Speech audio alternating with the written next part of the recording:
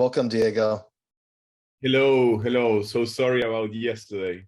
Oh, it's okay. It's okay. We had a lot of people. It was very last minute, so I should be saying thank you for making this and supporting the Bitcoin hackathon. And it means a lot to us. You've done a lot of great things for the Bitcoin ecosystem in general. And I was just saying while you're logging on how happy we are with the turnout for this Bitcoin Olympics because it's our dream to bring together different tribes of Bitcoin, and you definitely represent one of the more pioneering bigger tribes, right? So thank you for coming on stage. Could My you? pleasure. Yeah, My thank you. pleasure to be here. Awesome. So can you help the audience get to know you? So everyone knows that you are the CEO and co-founder of Rootstock, CEO of IOV Labs. But maybe tell a little bit more about your background and how you ended up doing this awesome thing on Bitcoin, right? And then we'll jump into the meat of it.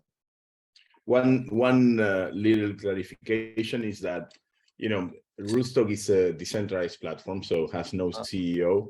But I'm the co-founder of the organization who created the original source code for Rootstock, and in a way keeps being one of the top contributors to the platform today. So because the organization IOV Labs used to acquire RSK Labs, that was the original organization that created the first source code for Rootstock. And going to a little bit of my background, I've been I started in the web days I would say I started programming at 11. So I was since I was very young, I was in touch with technology. And, for me also, I was doing social work with social activism with my mother since very early days and through my teenagehood. So I was always looking for ways to connect technology with purpose, use technology as a tool for social transformation.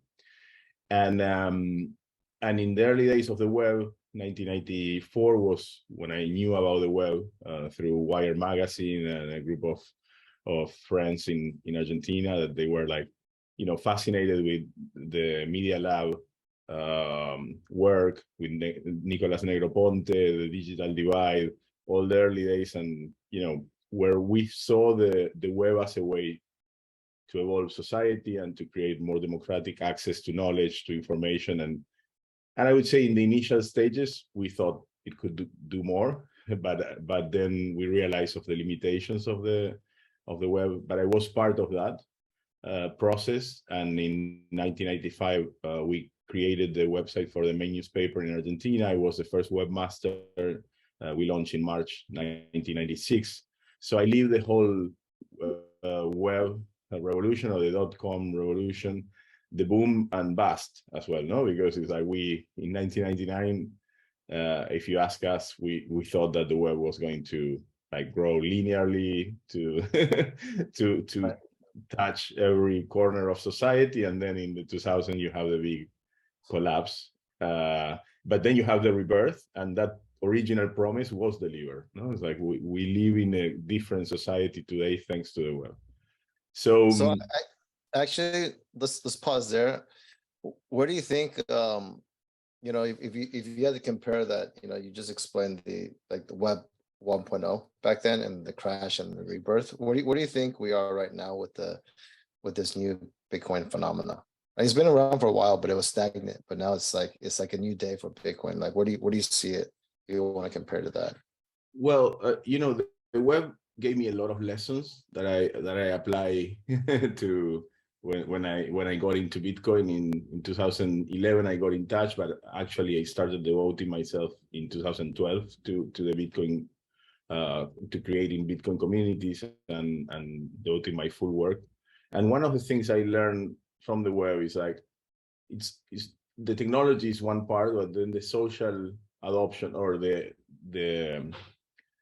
how we as a society absorb technology, it's it's also key, no? So it's like, it's not only having the technology, but also having the ability to absorb technology. It's like social networks, were available in the late 90s, but they took a long time until we had something like a proper environment for them to develop. What triggered the true adoption of social networks? Actually, the ubiquitous access to the internet, because back in 1999, people was accessing the internet from their desktops at work. So once we have portable devices, we started having ubiquitous access to the internet in a massive scale, no? Because you have early attempts like Docomo in Japan.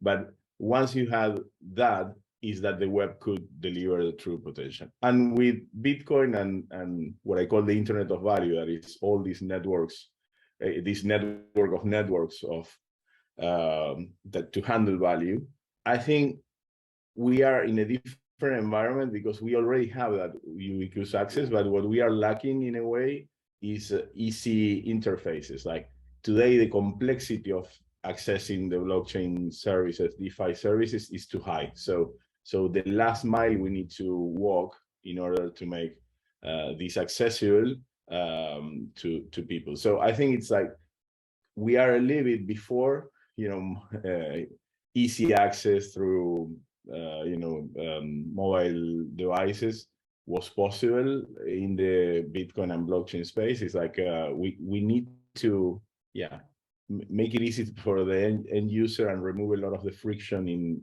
interfacing. It's like, that's where we are. So I would say pre 2007, maybe somewhere there, like people is starting to acknowledge it. People is starting to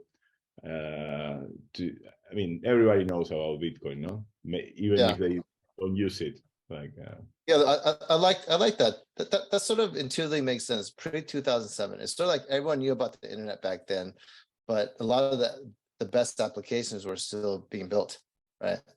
A lot of the best opportunities had not really gotten to the size. And again, the technology is there, no? Like the technology to build social networks was there in 1999. You didn't need to wait for 2007, 2008 to have, Twitter.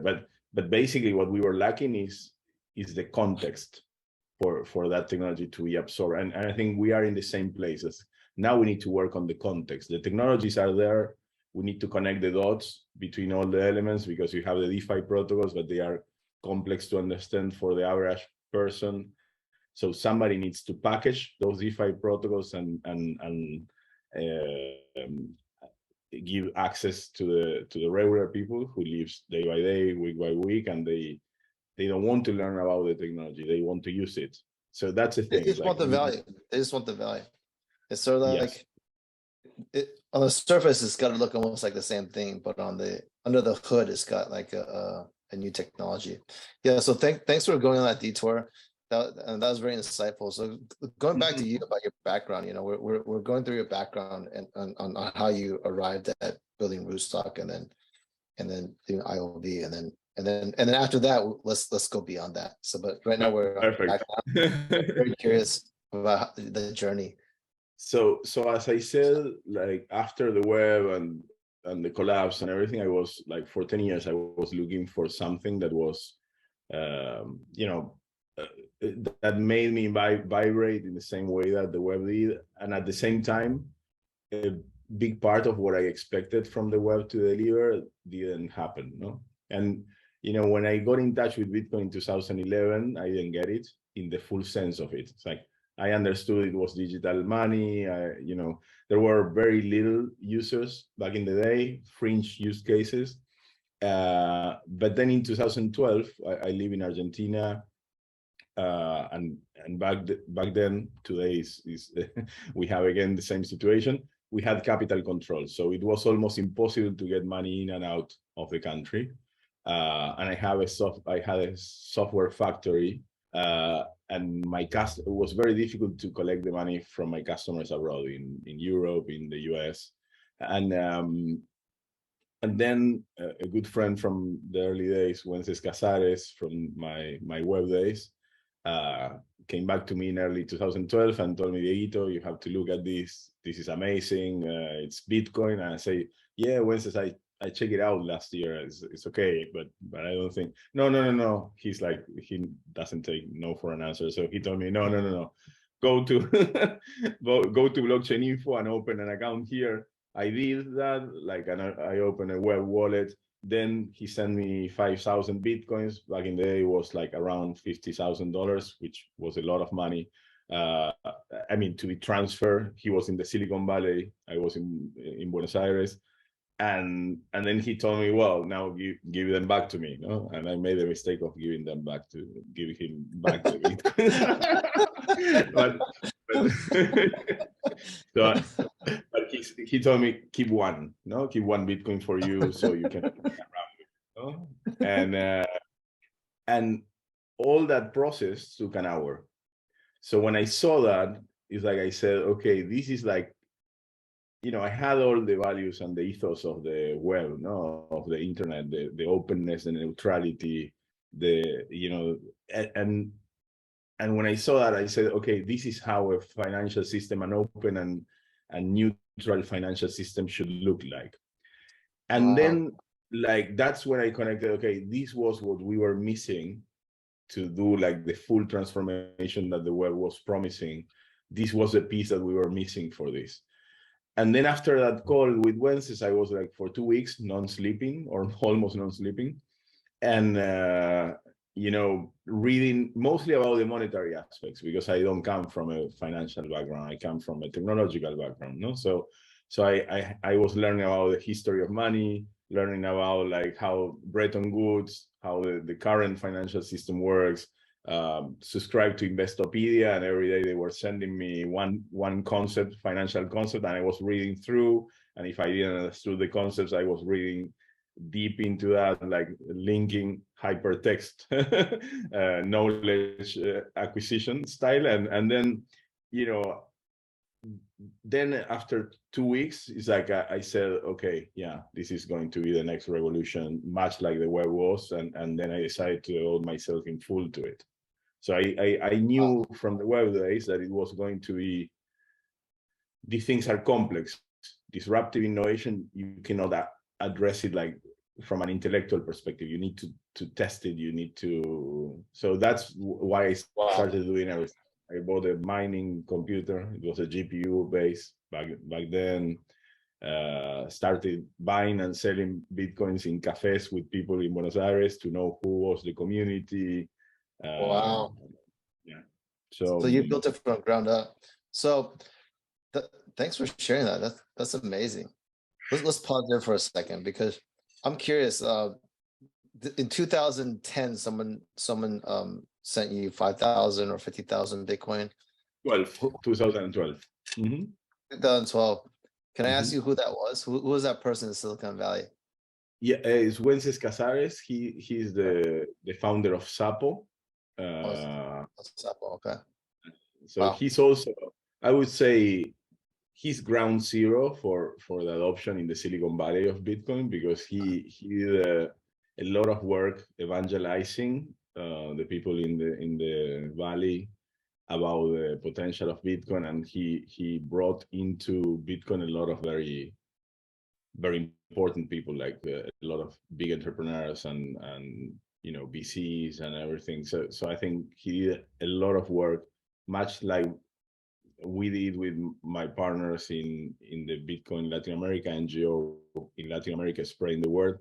Wences did that in the Silicon Valley, and of course from that it spread to a big base. But yeah, he did a lot of work for Bitcoin adoption, more from the monetary perspective, or financial perspective.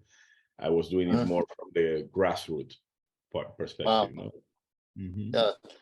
No, thanks for sharing that. So going back to this, so it's been over 10 years basically that you've been building the community or building technology, helping push the Bitcoin frontier, right? So we left off on your in cafes exchanging Bitcoin with people, figuring out what the Bitcoin community was, right? So how did that evolve into Rootstock and then what you're doing today?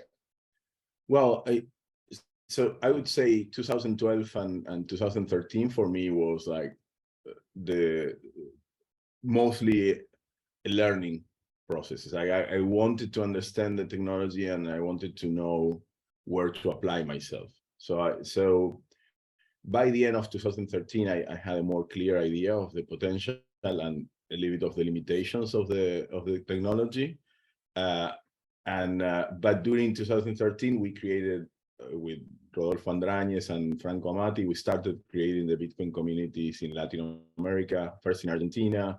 I was traveling to Santiago de Chile and creating a meetup, identifying the same in Montevideo, identifying leaders in the region and creating, like helping create a Bitcoin community. And at the end of 2013, we made the La BitConf, the first Latin American Bitcoin conference that today is still going on every year and going through to different countries of Latin America. Last year it had 10,000 attendees, so it's like growing and it's a non-for-profit project. I mean, we did it, we don't take money from it. It's like all the money we get from that is reinvested in projects, in community projects. We support some Bitcoin Core developers. We have a band called La Bitcoineta roaming through Latin America. Now there's one being made for Africa. So all the money we made from that went to creating more awareness. Also, we set up a Bitcoin center in 2014.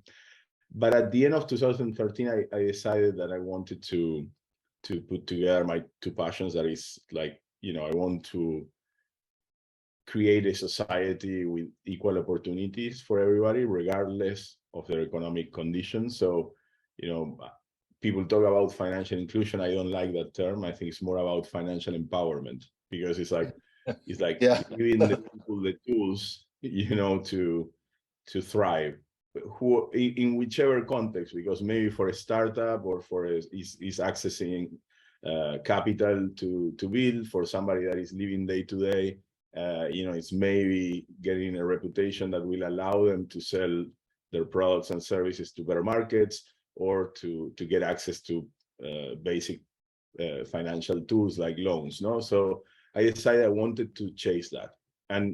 And with that, on the following year, we co-created a group of voluntaries and started doing some experiences, bringing people from the slums into the meetups, into the Bitcoin meetups, to sell their food. For example, they were selling dumplings. It's called empanadas in Argentina. So with that experience, we started to learn the difficulties of using Bitcoin in those contexts. And from that is that I started to realize that we need to extend Bitcoin to be a full financial system, because in a way, Bitcoin itself is digital gold, is the first global settlement network, but it's more tailored, I would say, for two extremes of the society. Is being targeted to the people who can store value for more than 2-3 years. That's maybe the top 20% of the population, and to the people who lives in societies that are so unstable that the Bitcoin volatility it doesn't matter. So you protect yourself from the corruption of your countries, from the instability of your countries with Bitcoin. But everybody in between cannot, they live, as I said, they live day by day, they live week by week, month by month, maybe quarter to quarter. So we need to create like a bridge between Bitcoin as the monetary, like the reserve of value of the world, and the needs of people who needs maybe more stability, but has a shorter horizon, financial horizon. Like the people I wanted to serve, it's people in the slums, excluded, and that's when I started that journey. Ethereum was announced in January 2014 in the North American Bitcoin Conference. I was there to talk about what we were doing in Latin America. Before Ethereum, I was studying closely BitShares, which for me is actually the true pioneer in DeFi. although it was closed because you could not build your primitives. The primitives they were creating, the financial primitives, were very, very advanced. So I was trying too much. So the first thing I wanted to achieve was to have a peer-to-peer monetary system back on by Bitcoin. So go back to the Fort Knox model, but with digital gold that was going to be Bitcoin and the full transparency.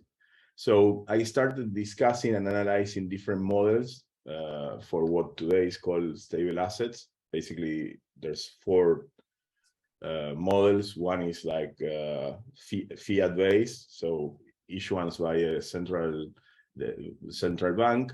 The other one is collateralized with the asset you are representing, the case of USDC, USDT.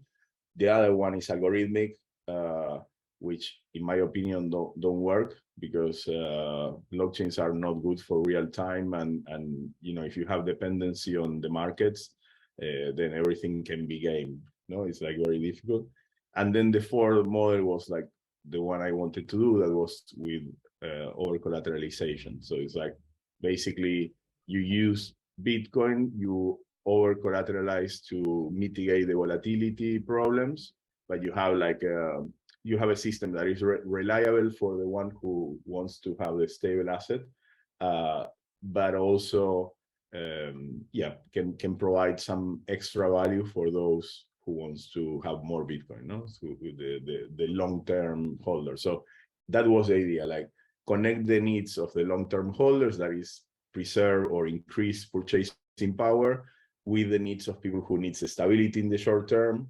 So they don't want the volatility of Bitcoin, and have a peer-to-peer monetary system. And that system exists today. It's called Money on Chain and exists on Rootstock. So I'm very proud that it was built by a group of brilliant entrepreneurs from Argentina. Money on Chain. Yes, Money on Chain, and has What been year running come out? 3 years more or less. So sorry, 4 years. So congratulations on that. It seems like that you finished like the first part of your vision. I mean, I see that you have I would say we are, vision, but you know, that's like the first part, right? Yeah, It's that like, was the original idea. I went to Sergio Lerner, the co-founder of Rootstock and the chief scientist. He's the technical mastermind behind Rootstock, and that was the first idea. But then Sergio told me, Dieguito, why not go for the full thing? It's like we can create a Turing complete or general purpose environment. It doesn't need to be chess for a peer-to-peer monetary system. And that's when we started discussing, joining forces to do this, extend Bitcoin in order to create a full financial system. No? Yeah, and we're going to have the pleasure of hearing from your colleague Sergio Lerner next week, I believe. Oh, amazing! Yeah. He's brilliant. You know, he's one of the top scientific minds in the Bitcoin and blockchain space. But he's very humble. He's like very low profile, but it's amazing. It's like, for me, it's an honor to have been working with him for 7 years together. Wow. Yeah, that's dedication. If you guys do something for 7 years, that is dedication. Yeah, no, it's I think it's very inspirational too, because there's going to be a lot of builders who maybe find out they're going to become founders, right? So you sharing your story is very inspirational, and I think it sort of underscores a lot of the best entrepreneurs. They have a deeper purpose, right? Of course, making money is important, and it helps. It's a tool to help us reach our goals, but really, it's about having that deeper purpose. To just go beyond and maybe do something useful or significant for society, right? So absolutely. With that said, because I think you touch a point that is very important, that, you know, I would say that the more important trait of an entrepreneur is perseverance, because the original idea you start with is never going to be the one that make it. It's like you need to go. You need to iterate. You need to find your way around it. Like there will be moments where you will hit a wall, and if you, I think, you know, perseverance needs purpose, I think, to exist. It's very difficult to persevere if you don't have a purpose for what you do. So purpose brings perseverance, perseverance brings success, because if you keep trying, eventually the context, of course, you need to be careful not to run out of resources, no, but as long as you are on the race and you keep iterating, you will get better at it, you will find a way, and eventually, connected to what you were saying, the tide will come in your favor, no? And so it's about that. It's the preparation. Luck, it's I always say overnight success is years and years of work. Yeah. No, I think that could turn into a quote. Purpose gives you perseverance, and perseverance gives you success. Yeah, no, I mean, it's I encourage everyone to try to be an entrepreneur. It's definitely a very fulfilling journey and experience, because just like you said, we have a purpose of doing something, but our idea on how to make that at this point in time is very different from after we try, and then our perception changes, right? And now maybe our underlying purpose is the same, but our idea of how to go about it and to turn into reality. Sometimes you go after an intuition. When I started with Bitcoin, my foresight was that Bitcoin was going to become what we have today running, no, in Rootstock and the other Lightning, all the second layer protocols. Like, my foresight was like, okay, we will. I mean, Bitcoin will become a new financial infrastructure, or a new financial system that will be global, neutral, open by design. But I truly didn't have an idea how it was going to happen. Even when I started, it's as I was attempting to do things with Bitcoin, I realized the limitations of Bitcoin and say, okay, we need to expand it. I was saying, okay, I was finding the way. The first time I had like a more clear roadmap on the implementation side, not on the conceptual, was at the end of 2015, 2016, where all the pieces started to fall. And that's when I started sharing this idea of the Internet of Value with a layered approach, where different layers would fulfill different functionalities of a financial system. No, so you have layer one, for me, is reserve of value. So it's in a way asset issuance and the management of like the core value. Layer two is economic coordination. That's what Rootstock is. Other ecosystems have conflated the two things in one, like Ethereum. No, so they have the store of value and the economic coordination in the same layer, and then the third layer is scaling and interoperability layer, which I think it's like where we are now. Now we have a lot of solutions for that. My layer 3 is what today people call layer 2, but in a way. And then on top of that, I was seeing that we will have frameworks like kind of platform as a service, much like what Salesforce did on top of that, and then people building on top of that, no, or cloud, or what the cloud is doing for web infrastructure. So Diego, let me ask you a question to see, and because some people are probably just joining the conversation right now, and just to make sure I understand what you mean. So you've built the Internet Value. Rootstock is part of that. IOV is building more pieces to it. And the underlying purpose, your purpose for doing this, is a financial empowerment. Is that correct? Yes. Okay, excellent. So between now and full financial empowerment, meaning that like globally people are empowered financially, right? Between now and then, there's a lot of work to do, and we have to do it as a community, right? And this is why I'm so excited about the Bitcoin Olympics hackathon, right? And thank you for supporting and coming, representing your tribe, because only through collaboration and the cross-pollination of ideas will we be able to get there, right? So can you share with us, because there's about 250 people signed up on Dead Post, or teams or solo founders both, and builders, and there's about 100 signed up on other channels that we have, and there's more signing now. Maybe only a quarter will probably make it to the end of the hackathon, right? Mhm. So, but those are going to be the ones that persevere. Maybe they have a purpose, or maybe you inspired their purpose, right? So, like, give us some ideas, right? Because a lot of them are thinking, what should I build for the hackathon? What should I build, right? What should I build? What do you think should be built before next Bitcoin halving? If you had more time, right? Because you have you're doing so many things. If you had more time, what would be the top projects that you build today before the next Bitcoin halving to help further this purpose of financial empowerment?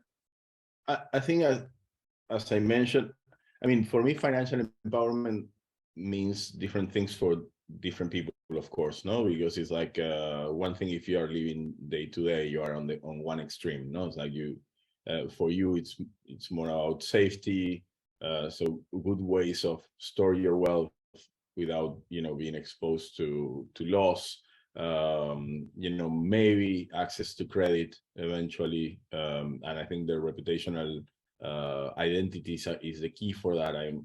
That's one of the missing pieces in my original vision, like how we use reputation to create a collateral for people to access to financial services if they don't have anything else collateral, no, if they don't have a house, a car, a formal paycheck to put as collateral. So, but I would say now in the stage that will come later, because I think that's like the end, the more challenging part. Now I think with the tools we have DeFi protocols. We say we have this peer-to-peer monetary system, so we have the best stable asset pegged to the dollar in existence, that is dollar on chain. Then we have the Reef dollar, also same protocol, different underlying asset because it's backed by Reef instead of Bitcoin. Of course, Bitcoin is a higher quality asset, but it's okay. The different models, different assets, and then you have lending. For example, you have Tropicus that is doing lending. You have Sovereign that is also doing kind of similar lending or exchange. But I would say if you focus on something, it's like to make all these tools usable for regular people. Like for me, this is about like finding maybe one target audience. And I think we need to approach technology from the user perspective. It's like, because if you design technology from a features perspective, you end up with something that maybe nobody will want. And right. So my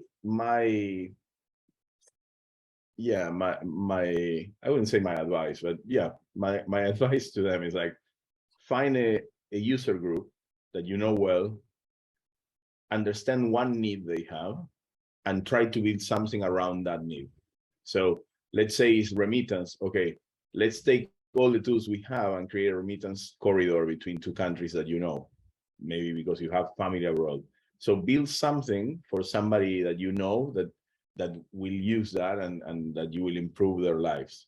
So I would say I would go around those things. It's like, it's like maybe, for example, in Argentina, we have the local currency is it devaluates a lot. No, it loses like 50% value per year, more or less.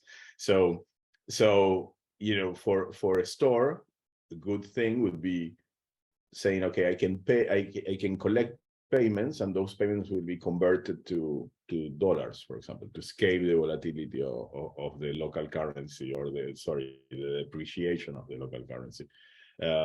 So that can be one idea. No, so look for ideas that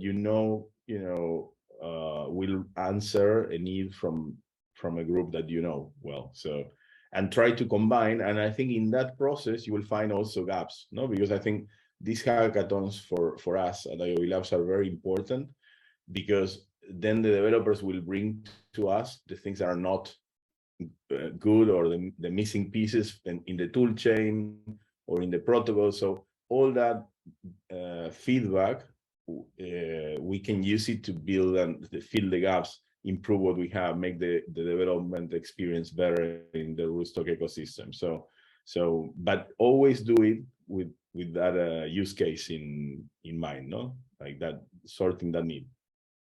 Yeah, no, that is probably the first step, right? That's the most, like, anchor it to like a real specific customer segment and a specific point where they need help with, right? Yeah, so I think access to liquidity, like loans,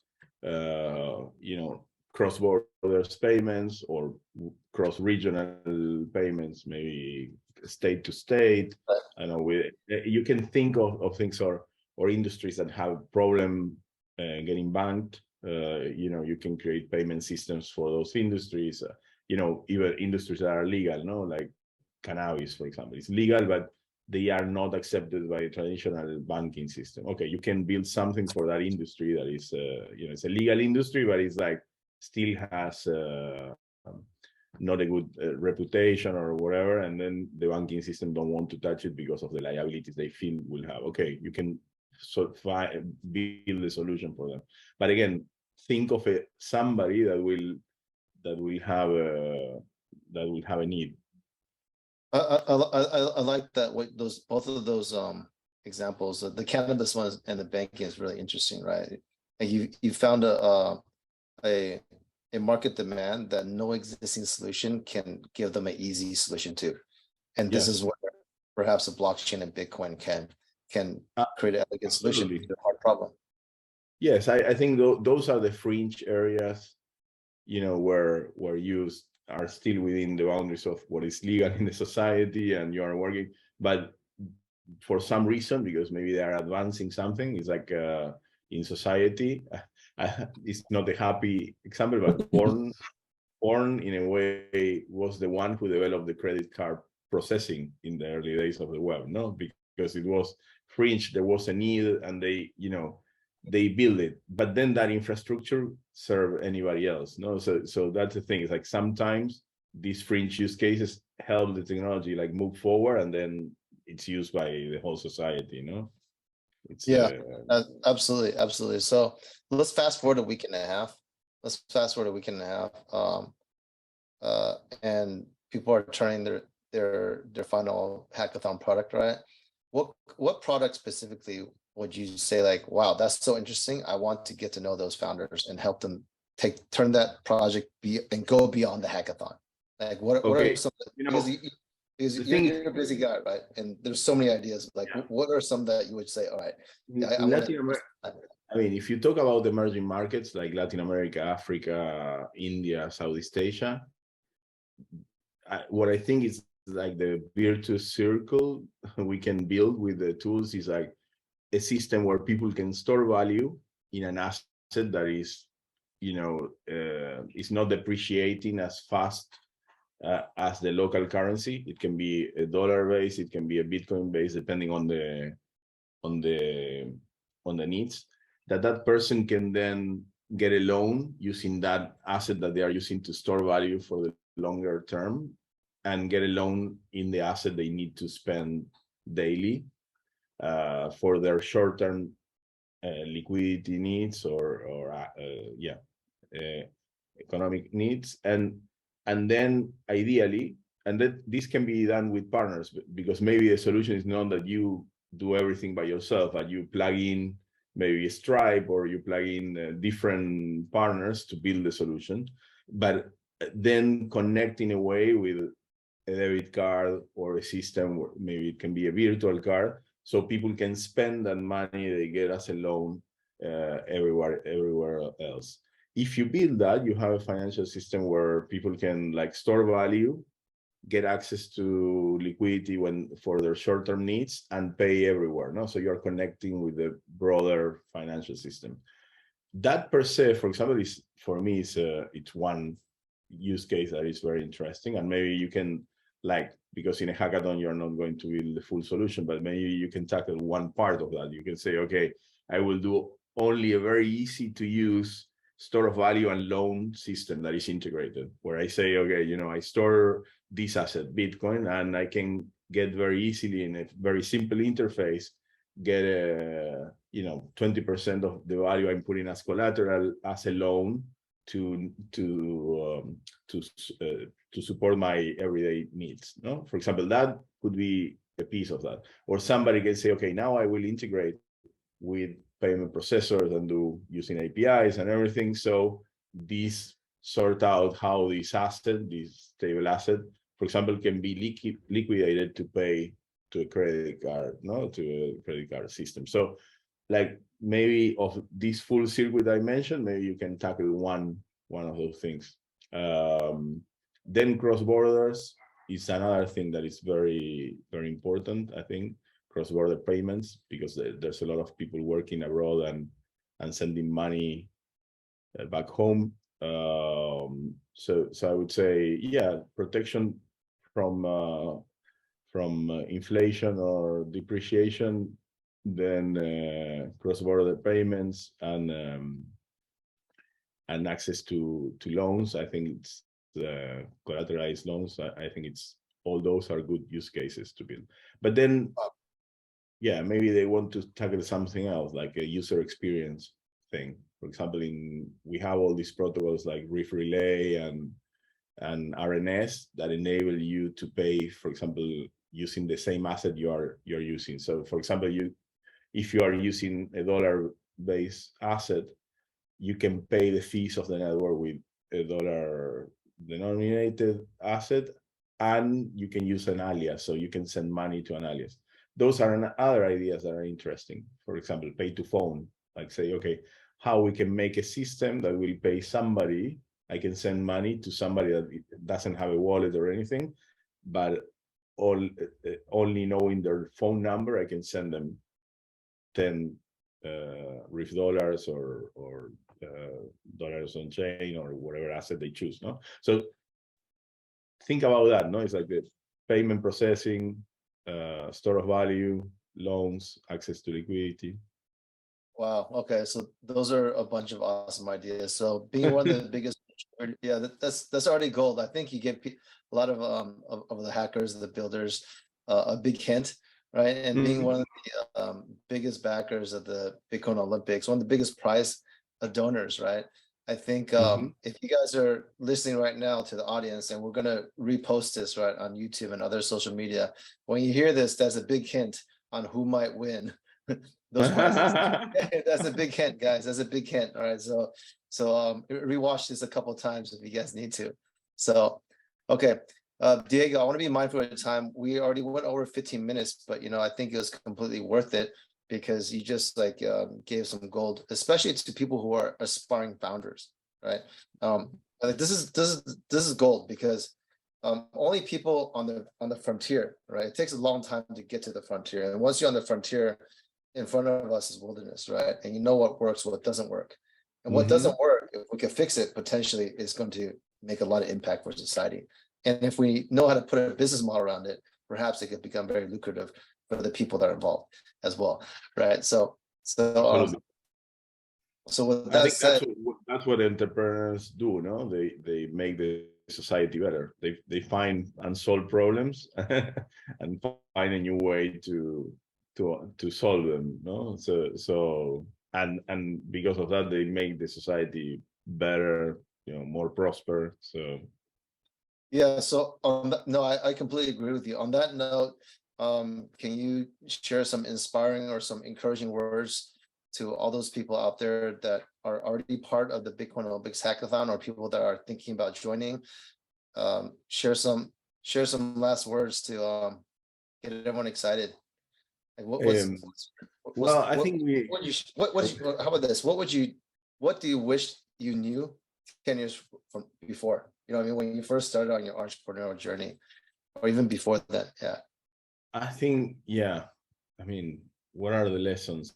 Because a lot of the lessons I had from the web, no? So when I entered into Bitcoin, I knew it was going to be a marathon. I knew it was going to be not a sprint.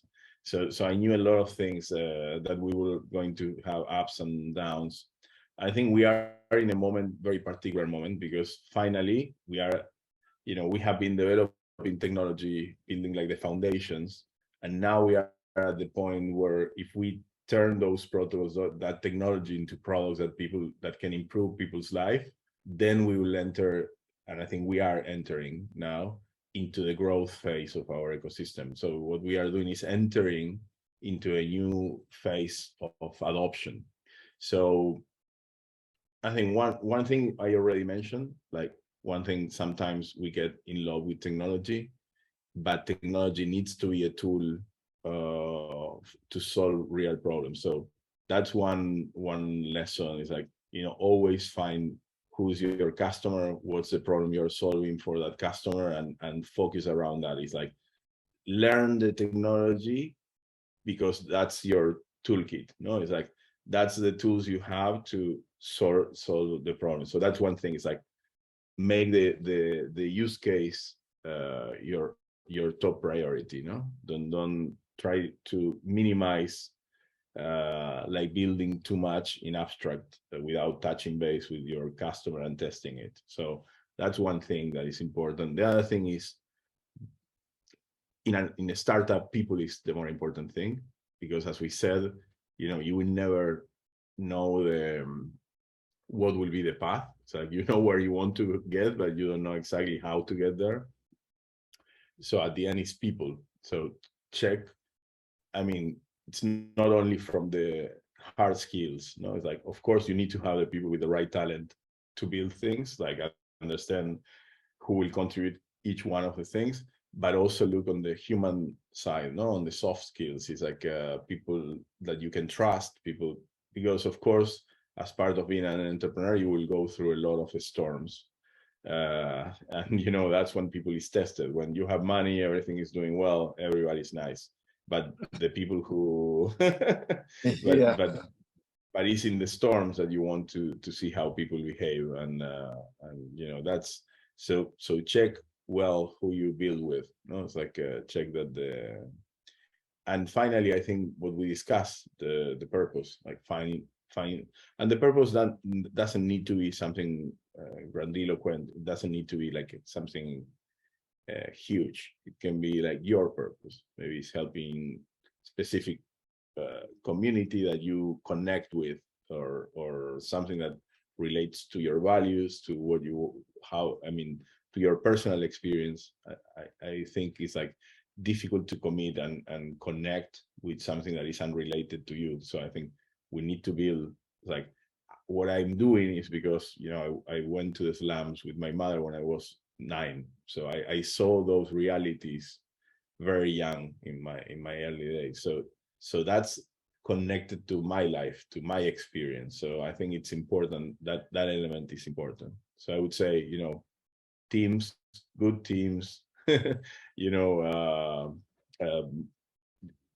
problem-oriented development, like problem-solving oriented development. Yeah, good teams, and try to connect it with something that is meaningful for you. As you say, Albert, like beyond money, because otherwise, sometimes I always say, if you want to make money, maybe finding a good job in a corporation for your skills, like the perfect match, will give you more peace of mind and more money than doing a startup. You have to do a startup because you want something unique, or that you feel is unique to you, manifested in the world. You want to create something new in the world, and then money will come. Money is like a consequence of that. It's like when you are successful at what you are building, money will come. But yeah, I love that. I love how you say money is a consequence of all the other things, right? Like the team, having a purpose that you're connected to, right? Doesn't have to be big, but something that you have firsthand experience. You can feel it, touch it, feel it. Also, it's great advice to let people know ahead of time that entrepreneurship is a marathon with ups and downs, right? And yeah, like when the money comes, everyone's your friend, but when the storm comes, and then you know who your real friends are. So that's great advice. And I think this is why this hackathon is so interesting, because people are going to, one of the criteria is that they have to form teams. Only teams can submit the final product, right? Next week, we're going to have Sergio Lerner and some people from the Rootstock team get down and dirty with the technology. So if you guys have some of the ideas, if you like some ideas that Diego just shared, or maybe you already resonate with it, maybe you're already thinking sort of like the same thing, come next week and think and learn how you could actually hack something out. And like Diego said, you don't have to build the whole product, build like the core part of it, or proof of concept first, right? Try it out. I'm really excited to see what's going to happen. And we've had like a lot of different technologies coming into play, like Lightning, Stacks, DLCs, ordinals are coming in, right? And now we have Rootstock. And, you know, I'm excited to see what happens when people have all this information. I would love to, yeah, me too. I would love to see, you know, if people do mashups of the different technologies. Like, I think it's it's great. Hackathons are like kind of a Cambrian explosion of of ideas and people like without preconceptions, like trying things. So for me, it's also very exciting to see what people will build. Yeah, that's explosion for sure, and we hope that this is not the only Bitcoin Olympics hackathon. We hope this is the first of many, and we want to keep bringing the tribes together to help each other innovate and build the vision together, build a sustainable Bitcoin economy together. Actually, you know, another person mentioned Cambrian explosion earlier in this hackathon in the talk. Do you know who that is? No, who was that? Munib from Stacks. Oh, he's trust machines now. So yeah, I mean, I don't know if you guys know each other, but if you guys don't, I want to put you guys together. Yeah. We cross. We didn't have the opportunity to talk deeper because always we talk, I think, in panels or things like not only 1-to-1, but yeah, he's also like has been in the space for a long time, trying. Well, exactly this, no? Stacks before Stacks was block Stacks. So he has been iterating on his idea and trying to find a way. Is how it works, no? I don't recall exactly, but I think it's like as early as 2014 or 2015. He was like very early. It's quite early also. Yeah, it's quite early also. Yeah, you guys are both pioneers. Yeah. So yes, it's like we are all trying to create the financial system of the world, of the future. No, it's like as I said, this internet of value. It's by definition a network of networks for the handling and of value and store of value. And I think that per se is very exciting, no? But you need to resonate with that, like also being part of this pioneering wave of entrepreneurs. One thing that is very interesting, the members of the Bitcoin meetups that we created in 2013 are today the leaders of the top organizations in the space in Latin America. So it's the founder of Bitso is there, the founder of Ripio. Like you look at all maybe there are some younger entrepreneurs, younger generations, but the top companies in the space in Latin America came from that early community. So I think in a way, I would love to see these hackathons become like the hotbed for the new the new pioneer entrepreneurs that will be successful and will be leading the industry maybe 10 years from now. Absolutely. And looking forward to the results a week and a half from now. Hopefully I have some good news to share with you. Some people picked up your ideas and ran with them. And in the future, let's keep this going. Let's make this the first time of many times. Yes, and let's do this together. Let's do this together. Thank you again. Honored to have you with the Bitcoin Olympics Hackathon, Diego, and you're welcome back anytime. Looking forward to it. Thank you so much. Thank you for your time. Thank you. Take care. Thank you. Bye-bye. With Sergio, I've been a Bitcoiner since 2012. I've been helping with making sure that the Bitcoin node is secure. I've reported many vulnerabilities of the Bitcoin core node.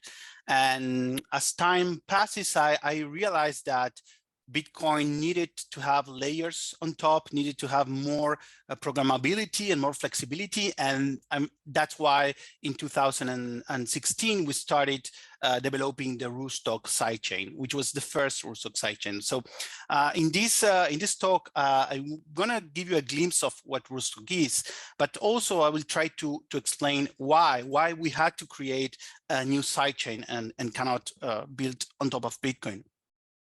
So in this talk, first, I'm going to tell you why build on Bitcoin on the first place, right? And then a little bit about sidechains, what sidechains are. This is a very specific type of layer 2 that you can build on Bitcoin. And then we'll get a little bit of a glimpse of what Bitcoin is and what are the main capabilities of Bitcoin.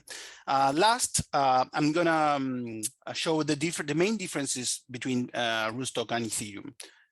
Because if you already know how to program Ethereum smart contracts, you will see how easy it is to port them to Rootstock.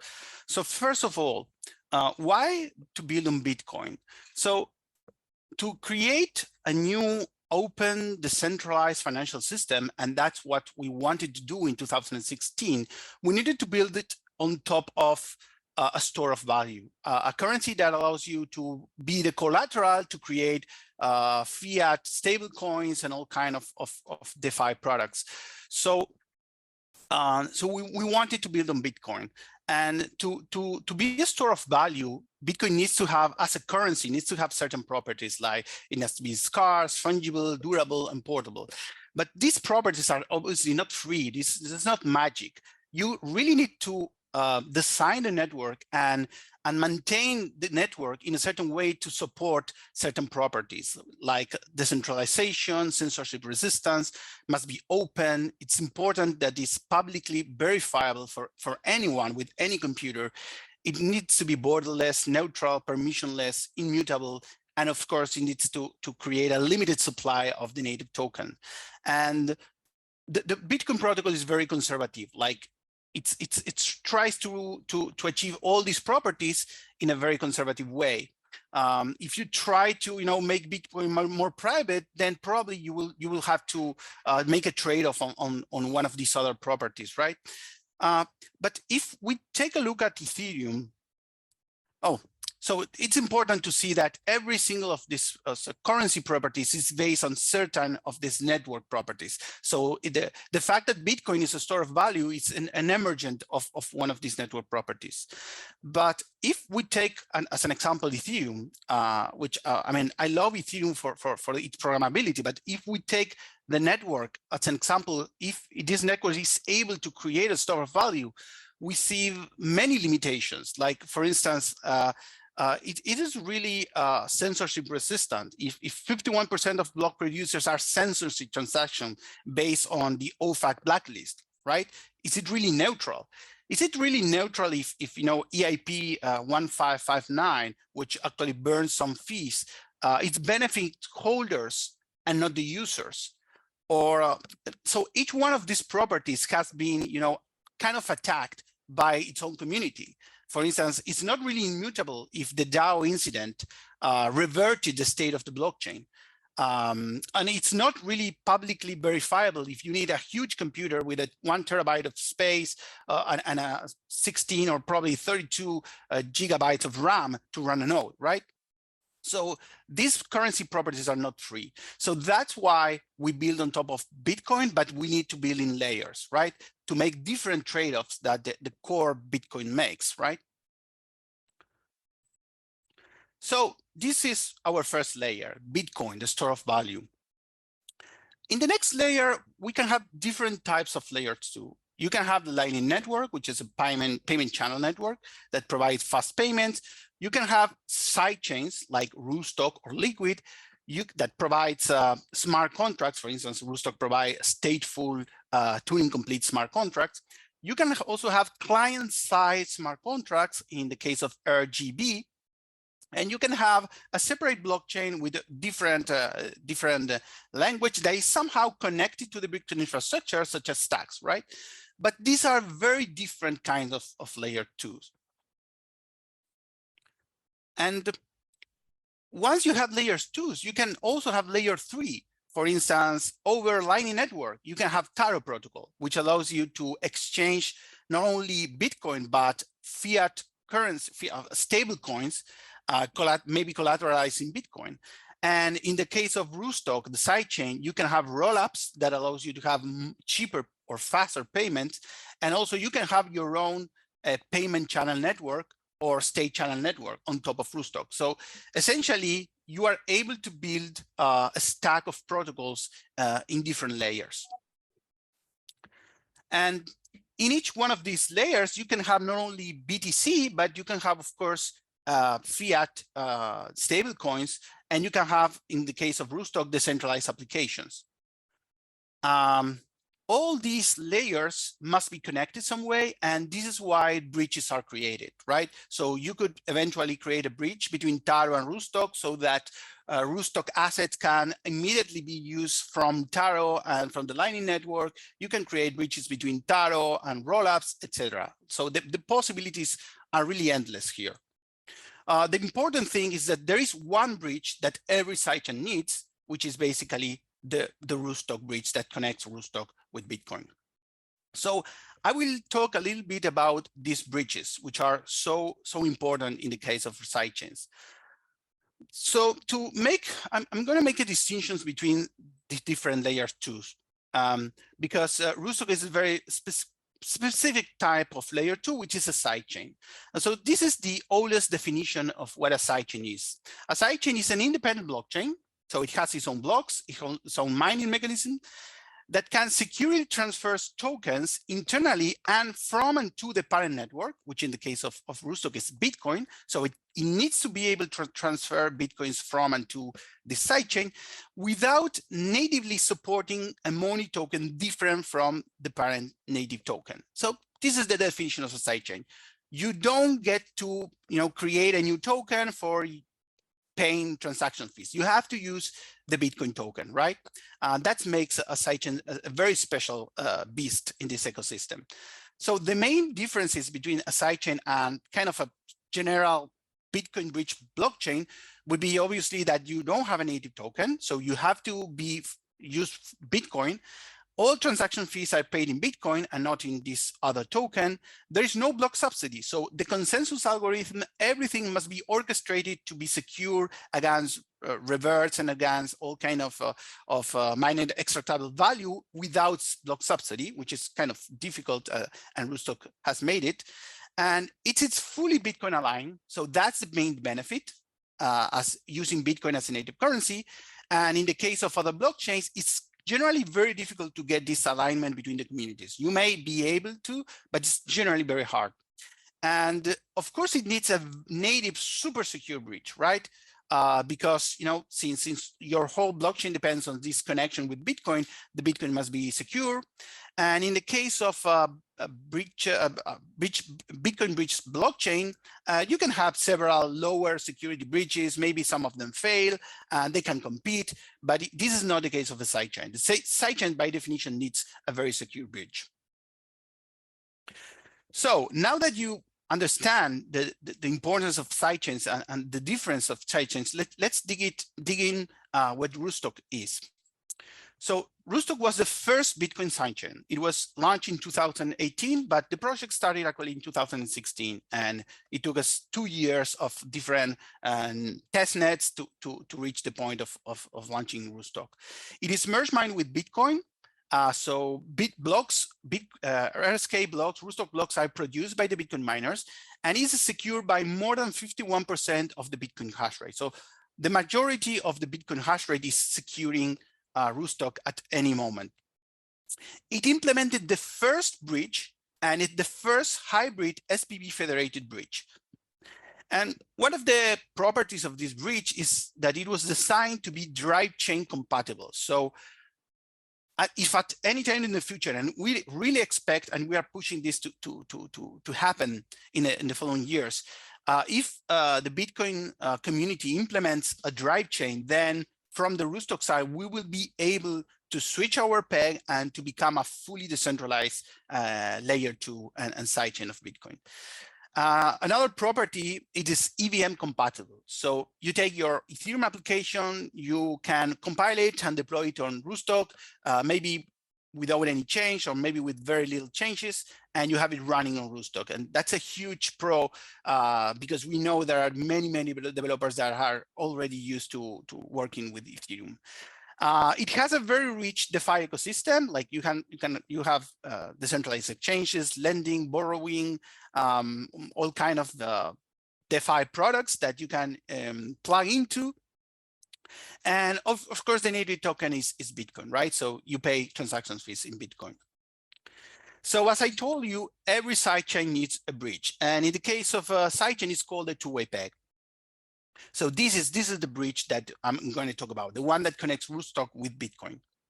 And the RSK breach evolved from a federated breach, which means that a federation of functionaries, each one of them holds a private key, and this private key is part of a multisig, and this multisig controls the funds that are sent to the Rootstock sidechain.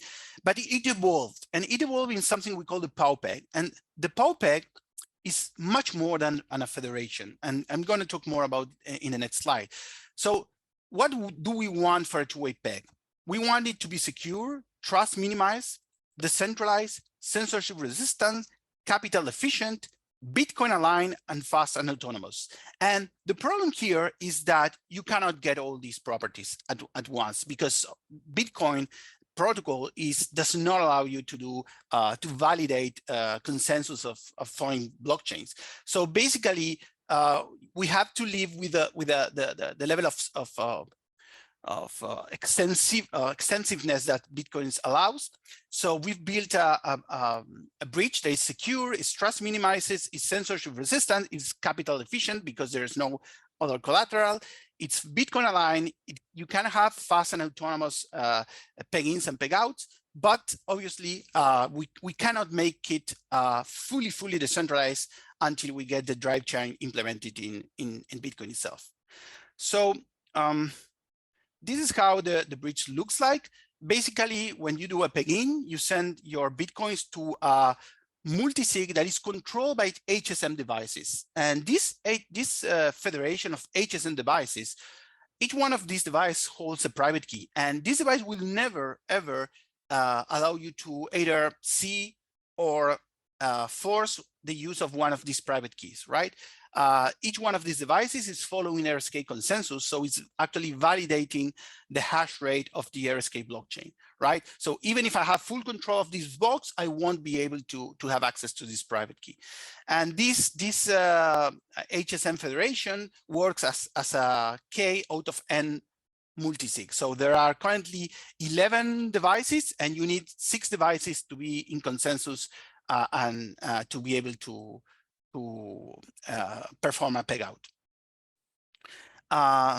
The fact that this PowPeg is a hybrid PowPeg is very interesting, because when you do a pegging, you actually send the funds to the devices, but the pegging process is fully decentralized. So you can send this information about the blocks that confirm your payment or your transfer into the smart contracts in the Rootstock blockchain, and that smart contracts will issue the smart Bitcoins, the BTC for you. So the pegging process is fully decentralized.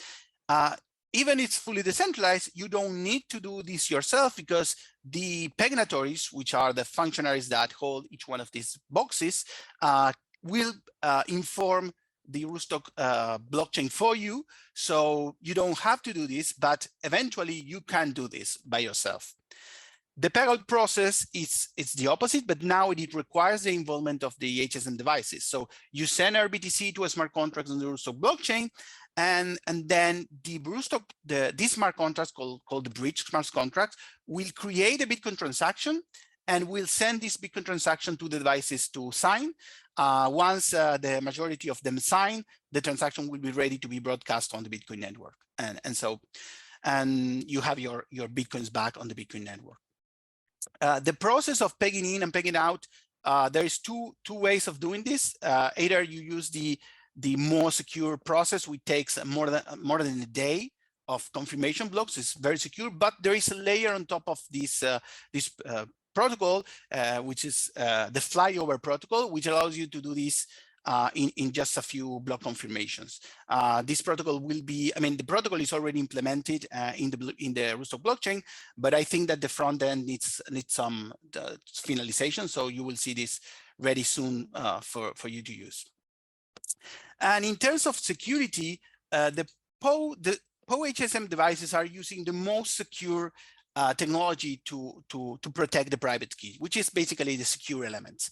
It's more secure than the security enclaves of general purpose processors like SGX or Trust Zone, and it's more secure than having a tamper-proof box having some standard microcontroller. So we are using the best possible technologies to secure the the private keys, and the firmware is open source. And also these devices perform public attestation, so you can actually validate that each one of these devices is running the exact firmware that protects the private key.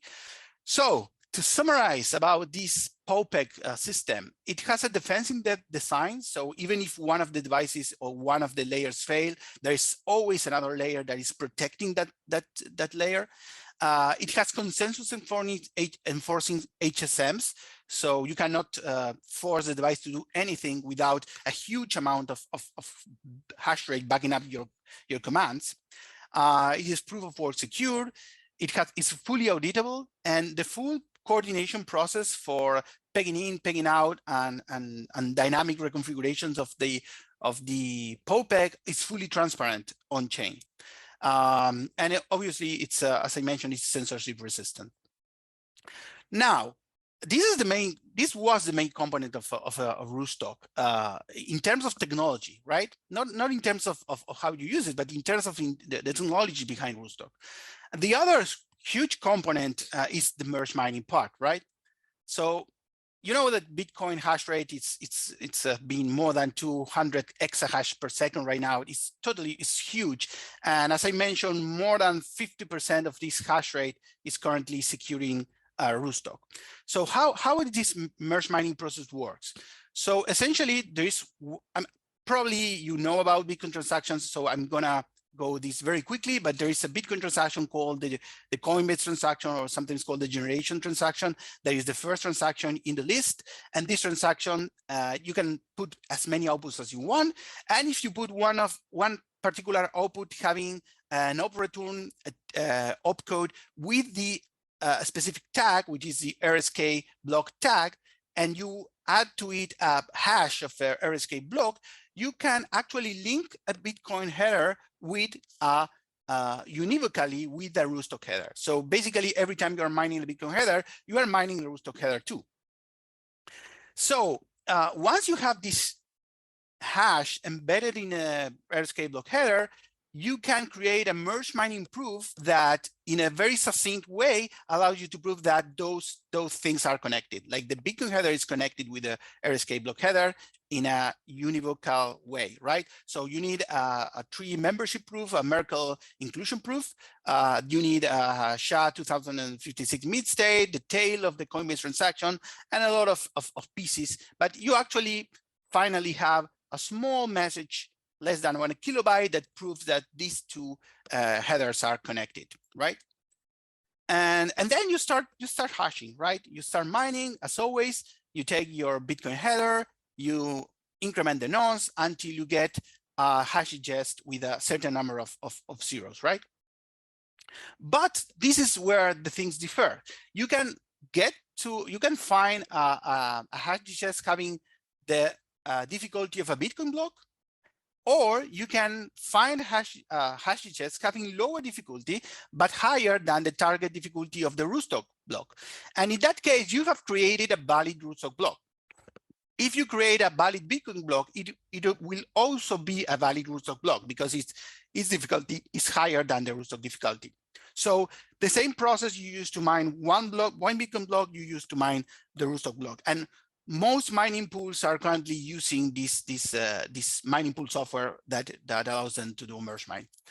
So if you take a look at how the different blockchains are created, the Bitcoin block is obviously a chain of Bitcoin headers, and the Rootstock blockchain is a chain of Rootstock headers, but each one of these Rootstock headers is connected through this merge mining proof with a Bitcoin header having a specific target difficulty, which might not be the same target difficulty as a Bitcoin block, but it's approximately 20 times lower.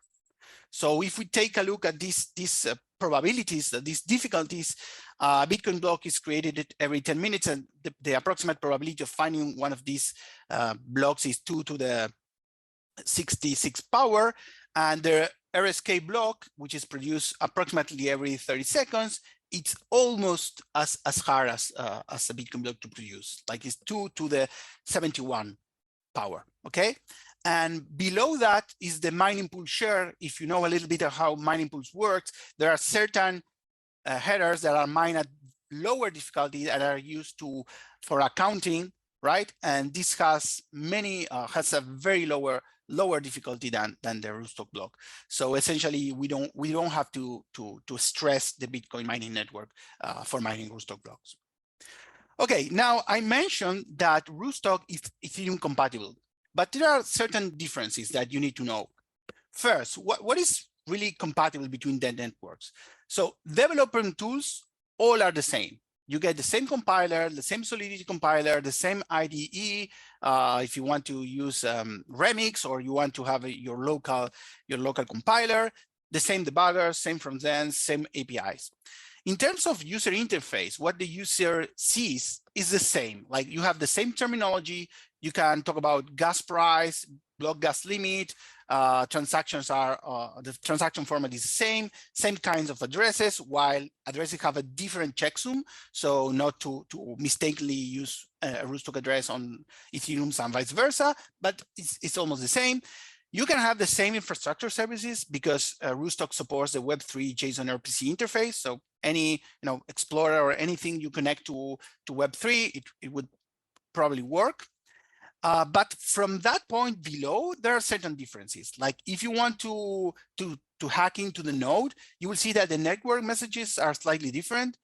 Also, the cost of the different codes or opcodes are different because Rootstock is optimized in certain ways. So certain opcodes are cheaper, certain other are more expensive. So you still have to check if you are doing very, tweaking the gas cost of certain code, then you may take a look at the different costs. And the internal data structures of a node are really different. And this is very important because we've made, since the beginning of Rootstock, we've created a data structures that are more efficient to scale. So these are the main differences. Like, Ethereum has switched to proof of stake. We've obviously stayed on proof of work. We use the D-Core protocol, which is a variant of Nakamoto consensus. It is merge mined with Bitcoin, and it is using the ghost chain selection rule, same as Ethereum before switching. We don't have a block subsidy. Well, Ethereum does have a block subsidy. And I think that the only important difference here is the time between blocks, which in Ethereum currently is fixed at 14 seconds if there's no block skipped. And in the case of Rootstock, it's approximately 33 seconds, while the miners have the option to lower this down to, I think, 16 seconds. Currently is 33 seconds of a block interval. There are several proposals in the Rootstock RSKIP repository to increase the rate of Rootstock blocks up to having 5-second blocks. You can check in this repository. And as I mentioned, internally, the data structures of the node are different. Ethereum stores everything in millions of different tries, right? Every smart contract in Ethereum has storage, and all the storage is stored in different try. In the case of Rootstock, we have a single data structure called the unit try that stores everything.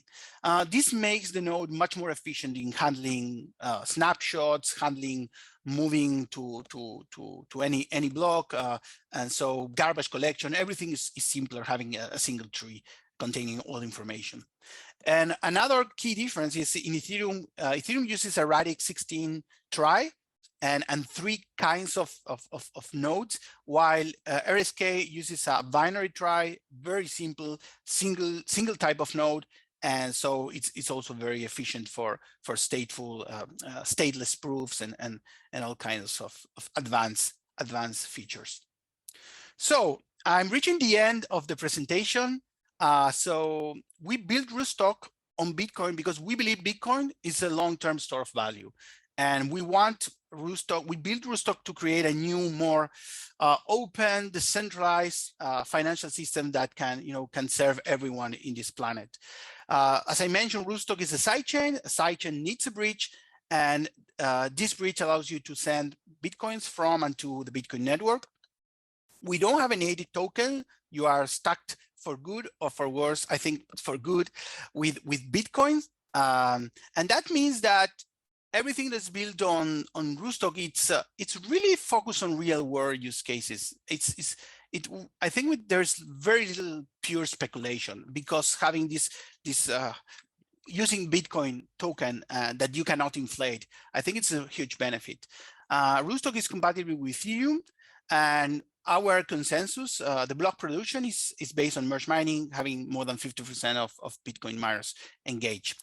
And the peg is highly secure with this set of HSMs. And I encourage you to build on Rootstock, to try it. And I think in a couple of hours, Alejandro Caballero will be doing presentation of the different tool set, the compilers, everything you need, the links to the how to download the node, everything to get started. And I just want to add to this. I think this is very important, that this year there will be a strategic grant program to provide funding for developers, researchers, builders that really want to make a strategic impact on the growth of the Rootstock and Reef ecosystem. So there will be waves of grant, 3-month grants with a certain timelines, and each one with a certain theme. And there will be an external voting committee so that it's completely fair. And we are aiming to have 100 grants given in this year, and about 2.5 million of funding waiting for this program. So I think this is great. I hope you take this opportunity. Okay, so thank you very much. And this is my name is Alejandro Caballero. I'm leading the integrations and support team at IOV Labs. Here you have some data from my social network and so. And today we will cover mostly 3 aspects: a Rootstock tech overview, porting Web3 the apps to Rootstock, and then sharing some useful developer resources. Okay. So Rootstock tech overview would be the first. Okay. First, to start, the RSK blockchain node is the name is RSK Shay of the node. Why? Because it was originally a fork of Ethereum Shay, the implementation of the Ethereum node in Java. So, well, obviously from that moment, we changed a lot of things from the implementation. Probably you heard about this in Sergio's presentation. As I said, this is written in Java. Of course, is open source and available on GitHub. Well, LGPL-v3 is the license, and well, you can contribute. You're free to contribute. And obviously, we have a white paper providing a detailed description of the technology.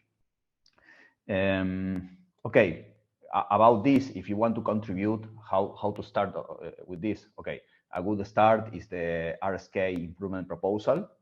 There are a list of them. I will share later the link to this. Well, yeah, there is all the improvement proposals. Which of them have already been applied?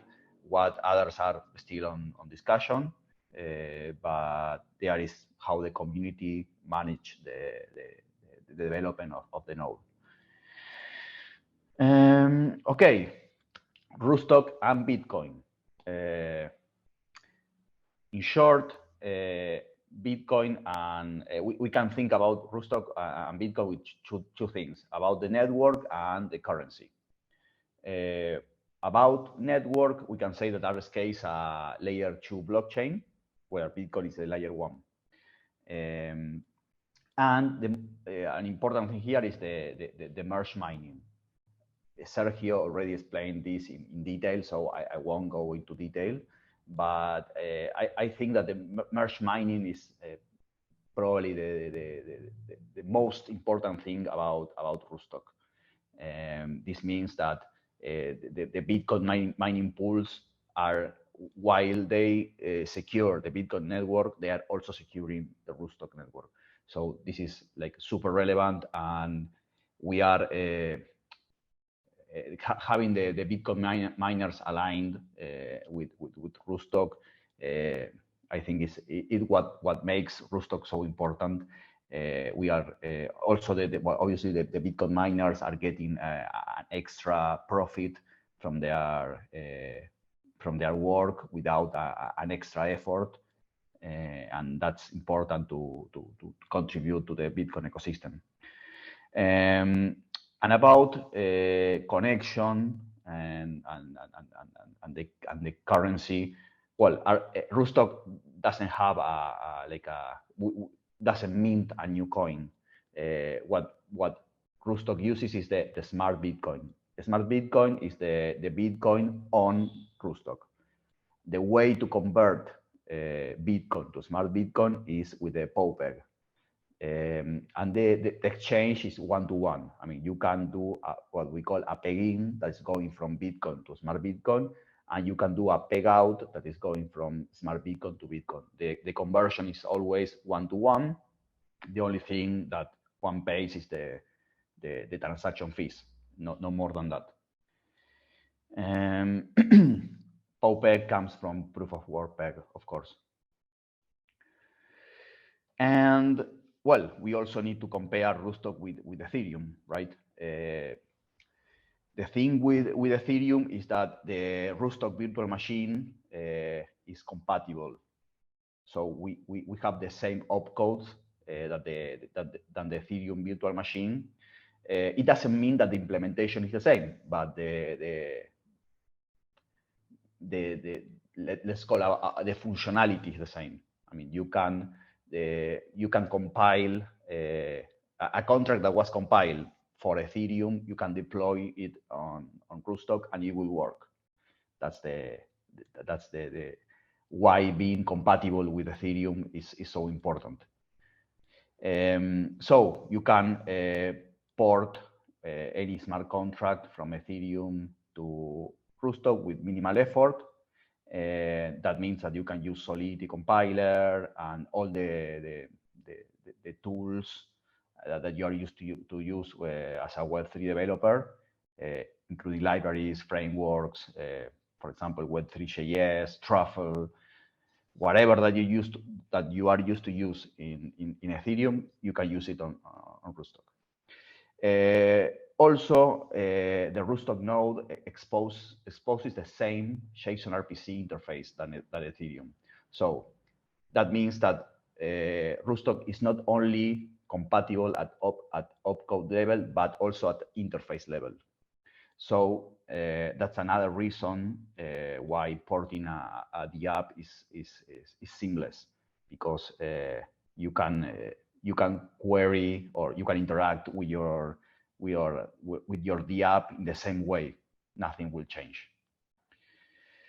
So taking in combination, this make like RSK a really powerful choice as both as a user, as a developer, because you got the power and security of Bitcoin. You've got the feature richness of the smart contract enabled with Web3 decentralized applications paradigm.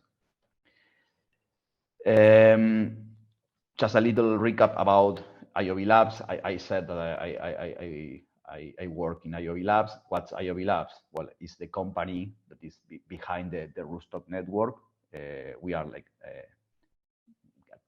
big contributors to Rootstock.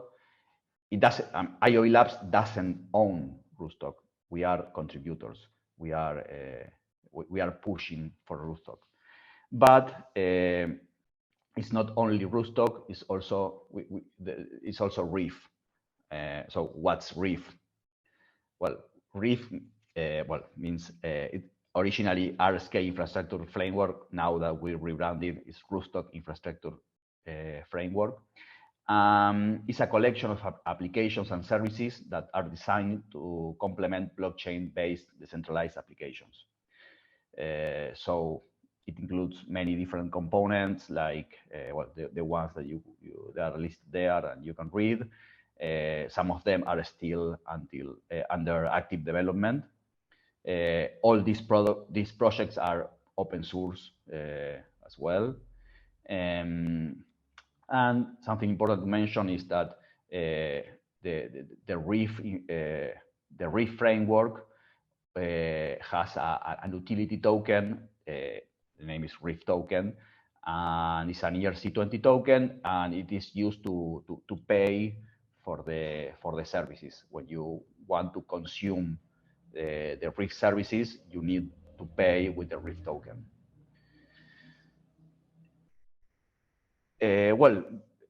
Albert talked before about what Dieguito mentioned about the vision of IOV Labs and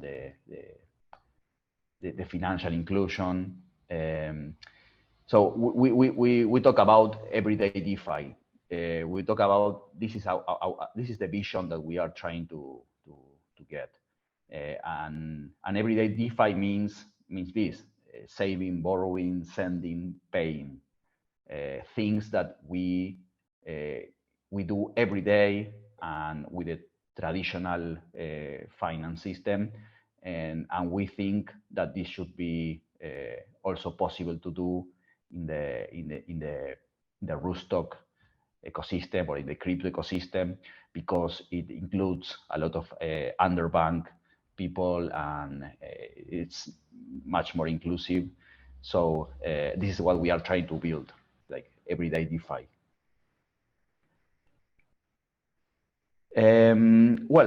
Let's talk about numbers. Numbers for Rootstock. Hashing rate, as we mentioned, Rootstock has mostly the half of Bitcoin hashing power. So in general, we have here 50, but we said 50, but sometimes it's more than 50. It could be, in general, it's more than 50. So it could be less than 50, but sometimes we hit 65, or depending on what's happening with the Bitcoin mining pools. But we have at least 50%. That is a lot. We have a time between block of average 30 seconds. That's the double of Ethereum, and it's much faster than Bitcoin, but slower than Ethereum. But this is let's say in theory. In practice, sometimes the Ethereum network is very congested, so you need to wait a lot to get your transaction mined, and in Rootstock that doesn't happen.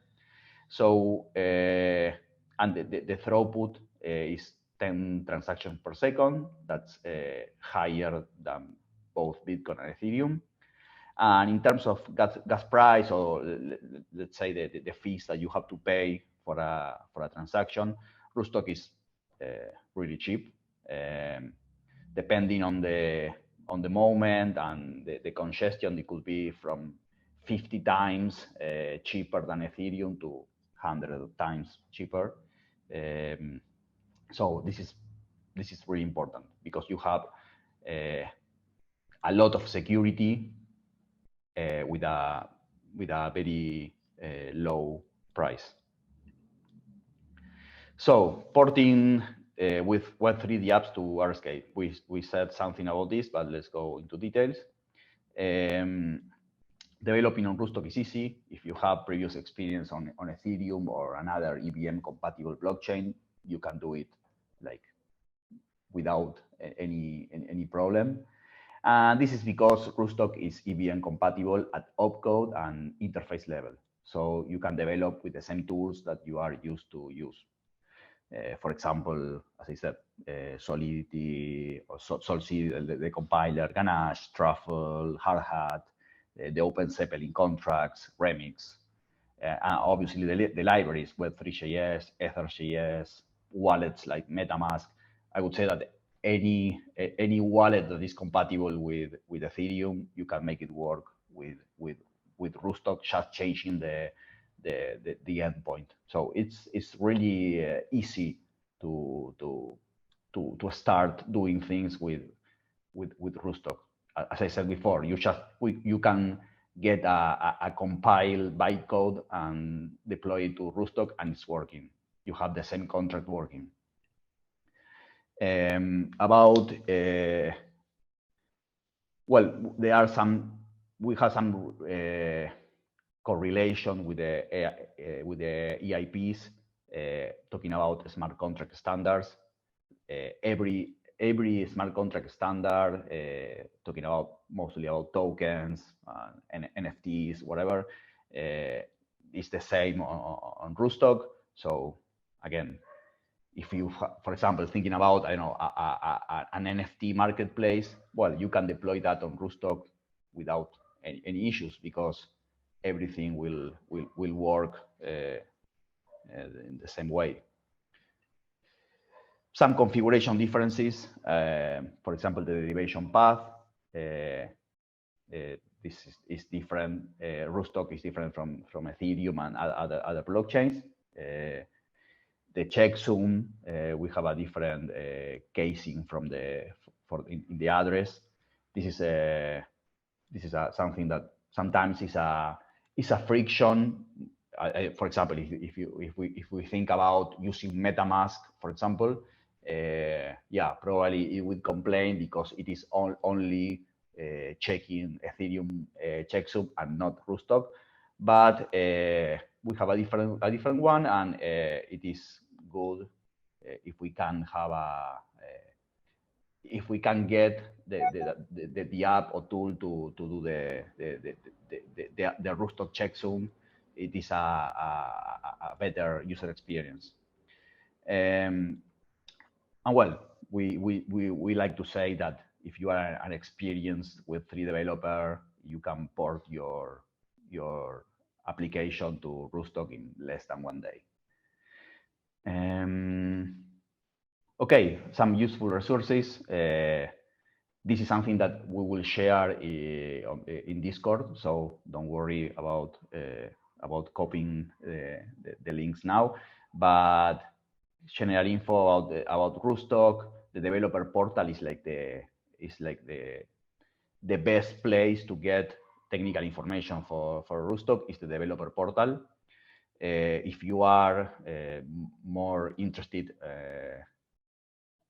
in science, you can go to the RSK IPs or the research forum, for example. If you want to see the numbers, you can go to the stats website. You can read the white papers, Rootstock and Reef white paper. Here are some resources about thinking more about what a developer will need, like the RBTC faucet. If you want to test, obviously we have a testnet, and you will need test RBTC to send your transactions.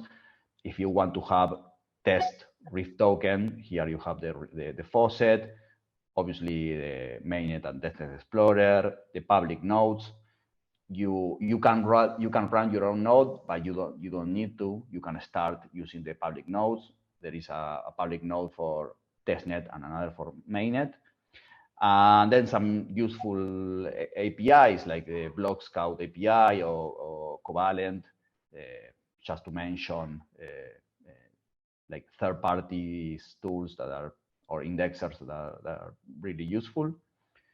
And well, here are some more things to read. Like, well, there are some documents here that are more general. I want to mention, for example, the flyover protocol that is a complement, I would say, to the POPEG. You can get RBTC faster than using the POPEG and convert to Bitcoin back faster than with the POPEG. It's very interesting. You can read that. Well, again, we will share this, but here is the QR to the open Slack. This is a place where you can find all the developers from Rootstock. We can share there or discuss here technical stuff. The developer portal, Discord. Discord is, I would say, it's more a general. It's for the general community, not only technological people, but you can also go to Discord and ask there, and you will get your answers as well. And the help desk, also useful. And here you have this is what we call the Rootstock Blockchain Academy. If you are interested on learning about blockchain development on Rootstock in general, but on Rootstock you can go here. Obviously, it's free, and you can do it. And that's all. Thank you very much for listening. It's been a pleasure.